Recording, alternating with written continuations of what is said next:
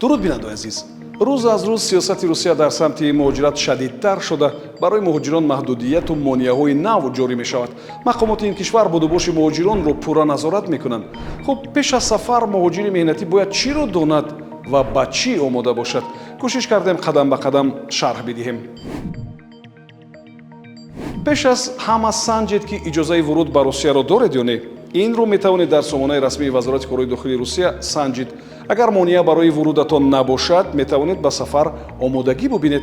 агар шумо иҷозаи вуруд надошта бошед, метавонед барои муайян кардани сабаб ва бартараф намудани он ба консулгарии Русия дар Тоҷикистон муроҷиат кунед. на дертар аз 72 соат пеш аз сафар ба Русия дар бораи мақсади вуруд ва будубош маълумот пешниҳод намоед. ин маълумотро метавонед тариқи онлайн, тариқи портали госуслугӣ ва ё замимаи мобилии RUID пешниҳод кунед.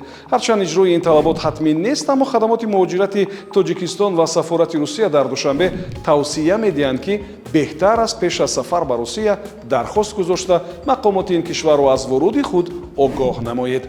дар бораи RUID ва кор бо ин платформа пурра қаблан нақл карда будем.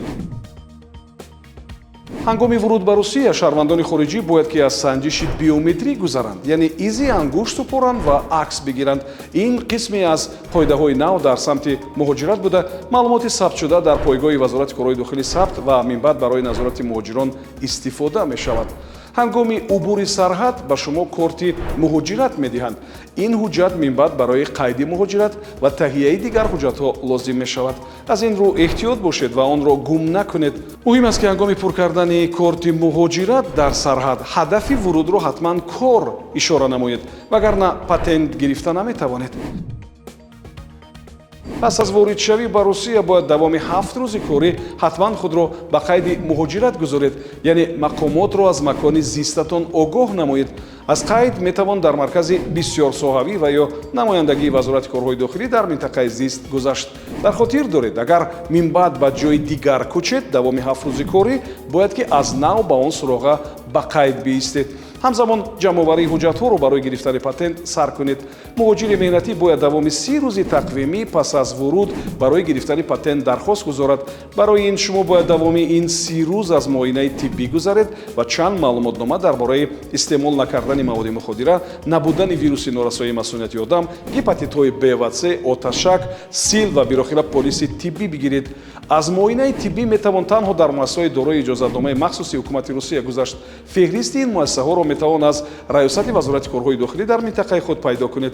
полиси суғуртаи тиббиро бошад метавонед дар марказҳои бисёрсоҳавии муҳоҷират харед ва ё бевосита ба ширкатҳои суғуртавӣ муроҷиат кунед.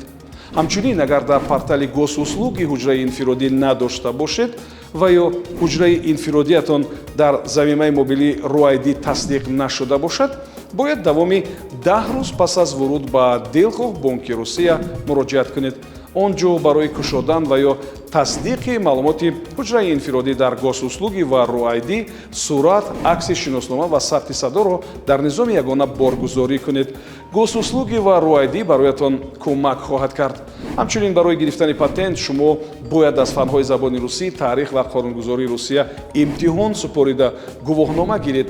имтиҳонро низ метавонед танҳо дар муассисаҳои дорои иҷозатномаи махсуси ҳукумати кишвар супорид. бо феҳристи ин муассисаҳо метавон дар портали иттилоотии ҳуқуқии Русия шинос шуд.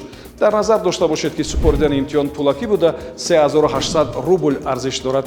пас аз омода шудани ин ҳуҷҷатҳо барои гирифтани патент дархост гузоштан лозим аст.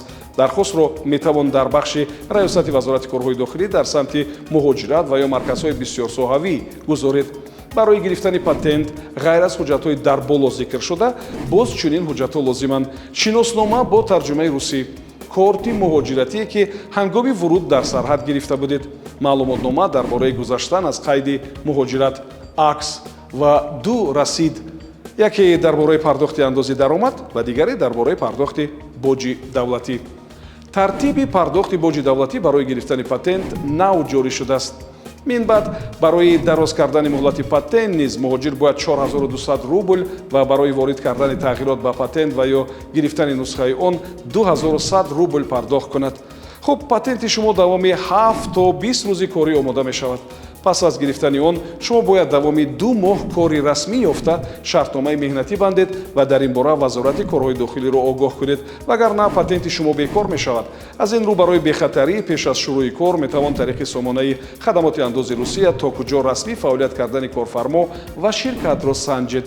барои ҷустуҷӯи кор бошад, метавонед аз портали trudvsem.ru истифода баред. ба саҳифаҳои мо обуна шавед то аз далелҳои воқеӣ огоҳ ва аз дасткориву дурӯғпаронканиҳо эмин бошед. То суҳбати дигар, худо нигаҳбон.